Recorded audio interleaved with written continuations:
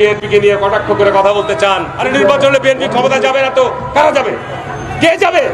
গত 40 বছর কাদের সাথে লড়াই হয়েছে? তাদের চোখের সামনে শুধু ক্ষমতা, কিন্তু তাদের চোখের সামনে শুধু ক্ষমতা নয়, বরং ওই লাশগুলো থাকার কথা ছিল, রক্তগুলো থাকার কথা ছিল, শহীদ পরিবার আহতদের হাহাকার থাকার কথা ছিল। কোন মৌলবাদী দল এখানে ক্ষমতায় আসবে তার কোনো সম্ভাবনা নাই। বাংলাদেশের 52 বছরের ইতিহাসে দেখা গেছে যে কখনোই কোনো মৌলবাদী দল তার ক্ষমতায় আসতে পারে না। সেই মহান সত্তা আল্লাহ, যিনি সকল কিছুর উপর ক্ষমতাবান, ক্ষমতা দেওয়ার মালিক, কেড়ে নেওয়ার মালিকও তিনি। ইজ্জত দেন তিনি, আবার বেইজ্জত করেন তিনি। কারণ লাল চোখের দিকে আর আমরা তাকাবো না, এবং আমাদের দিকে কেউ লাল চোখ তুলে তাকাক সেটা আমরা বরদাস্ত করবো না। রাষ্ট্র তার ওই জালিম চোখ উপড়ে ফেলবে ওই রকম যদি তাকায়। আমরা পিন্ডির হাত থেকে মুক্ত হয়েছি অন্য কোনো জায়গায় বন্দী হওয়ার জন্য না। যেভাবে মিজানুর রহমান আজাহারির ওয়াজের শেষে হট্টগোল করে বন্ধ করে দেওয়া হয়েছে, তাতে আমি হতবাক এবং ক্ষুব্ধ।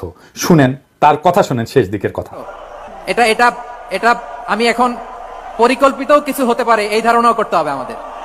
আমি কলে এখানে এক বিশাল ষড়যন্ত্রের গন্ধ পাইতেছি। ঘটনা ছোট, রাজনৈতিক গুরুত্ব অপরিসীম। কারণ বিএনপি নেতারা প্রকাশ্যে বলেছে মাহফিলে আজারি সাহেব হেস্তনেস্ত শিকার হবে, এটা কইছে বিএনপি নেতা।